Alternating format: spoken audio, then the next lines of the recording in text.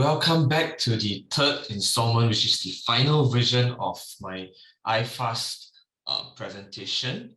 Okay, so in this video, we will be going through the growth factors of iFAST, whether or not do they have potential to grow, what are their growth plans in the future, as well as valuations, and to close up with my own opinions and my closing thoughts. Now, I just want to make a very important disclaimer because I will be talking about some valuations. Now, the thing is that whatever I'm sharing here today is solely for educational purposes. It's definitely not a recommendation to buy and sell.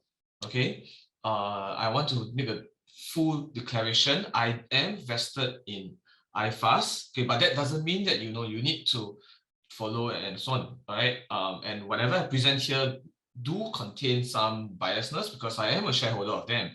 Okay. Now, if you need any professional advices, whether to buy or sell, please seek the right channel. Please seek the professionals. All right. So whatever I'm sharing here is solely for education. Okay.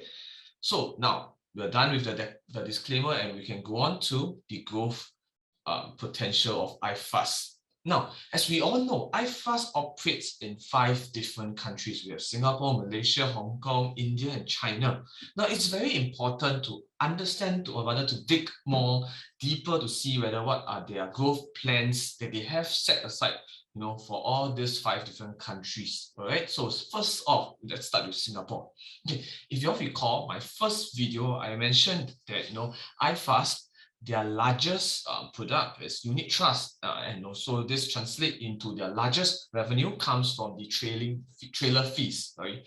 So having said that, right, this news which I extracted from SPH in very recent news articles, this is actually just this year, it's announced that iFAST, okay, has entered into a business transfer agreement with DWS Investment Singapore for the transfer of its fund management businesses, as you can see from here. So basically, they say that iFAST entered a business transfer with DWS for their fund management. So meaning to say, in the future, when this whole deal, being materialized and everything starts to go into full swing, right?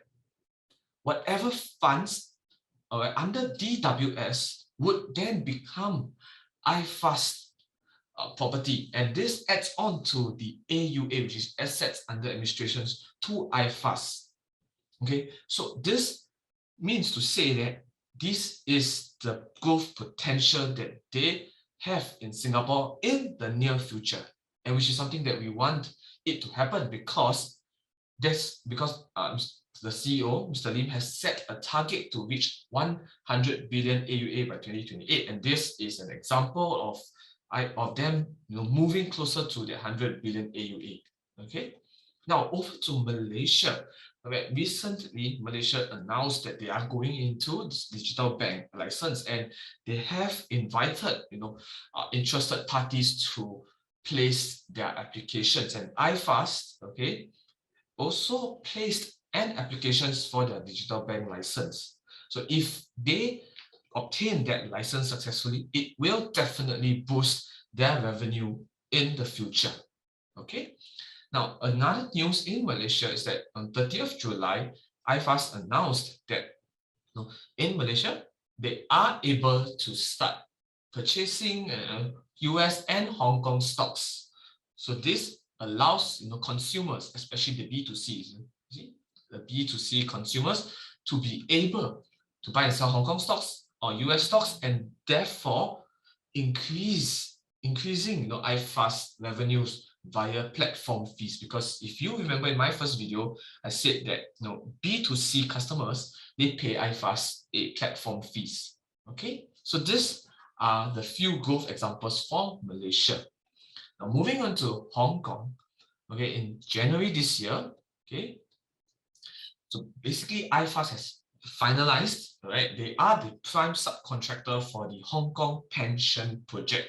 So the Hong Kong Pension Project, or EMPF for short, is something similar to our CPF kind of scheme. Okay, but I'm not going to go too detailed on that EMPF thing because it may be a little bit confusing. But however, just know that iFAST is the prime subcontractor for this project, and it will definitely impact, or rather give a very material financial impact to iFAST in a positive way from 2023 and beyond. Okay, now moving on to China. Okay, back in this news on Singapore Bloomberg, it stated, that iFAST, okay, they are involved in the China market and they are poised to become the wealth management platforms for China. And this will definitely help the group to reach the 100 billion, AUA by 2028. Okay, so this is their growth plan, which is the commencement of the wealth management platform in China. Okay, and lastly, for India, okay, they also stated that the iFAST India operation, okay, understand that there is a strong interest in the US market among its investor community. Okay, and they are looking to to launch the direct US stock booking services. So with this new launch in this US stock booking services, so iFAST India will become the first to help registered investment advisors, in short RIA, right, charge and recover fees for the US stocks and ETFs investments in India. All right, so this new stream of revenue will start to contribute positively to India's business from second half of 2021.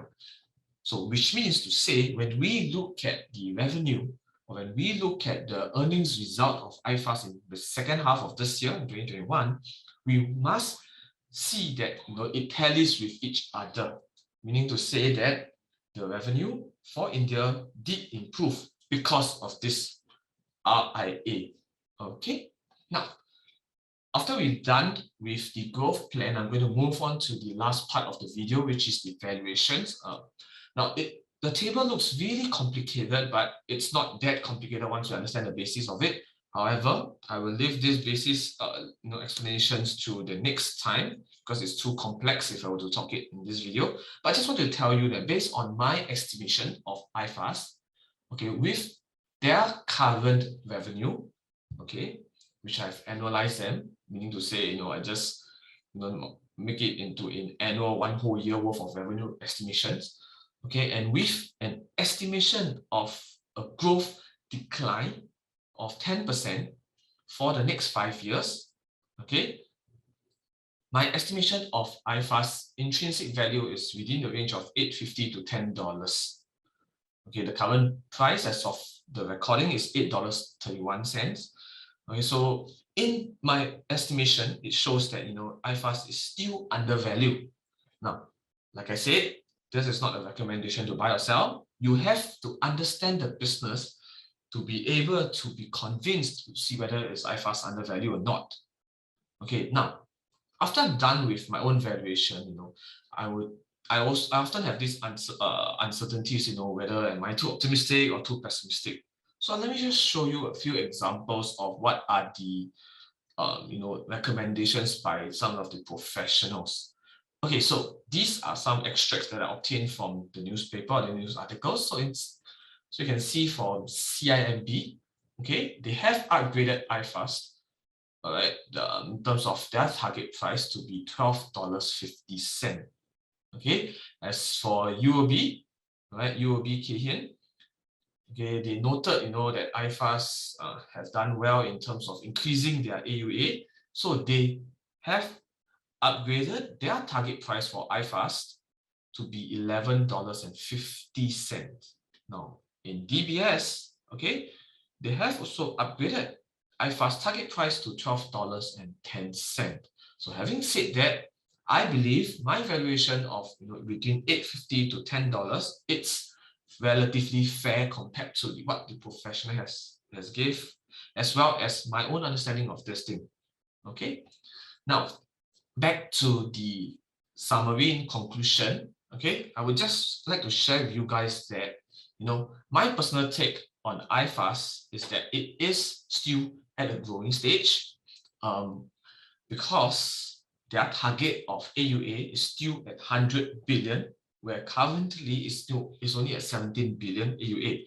And you have, as I've already explained, with larger AUA, okay, iFAST will have larger pool of revenue coming into them. Okay, that's number one. Number two, China is still a loss-making businesses, and many times when businesses starts venturing out, it's always loss-making at the start. Once they resolve whatever that is needed to, they burn enough cash to capture enough market share, okay, the business will then turn positive. And when it turns positive, it generates another arm of revenue to iFAST. And this arm of revenue, in my opinion, would propel iFAST even further. Okay, and the third point of view on iFAST is that they have very good management, as you can see from the CEO, COO, and CFO, which I have shared about in my previous video. All right, so these are the three key drivers of why I think iFAST is something that I would be holding on to it. And the last point, which is a bonus for those people who are listening to this video, or rather watching this video and who is in Singapore, okay, iFAST is one of the shares that you can purchase with your CPF. Okay, you can choose not to use your cash to buy them. Now, if you think that whatever cash that is in your CPF may not necessarily be required in the near future, you may consider buying into some shares such as iFAST. Okay, because if you're fine with it, you can just leave it your CPF and you can generate the percentage that they gave you. All right, so with that, I shall end my video, and please like and subscribe to it, and do leave any comments below so that I can improve upon, or if there's any things you want me to share, I can look at it and I will just share accordingly. All right, so with that, invest safe.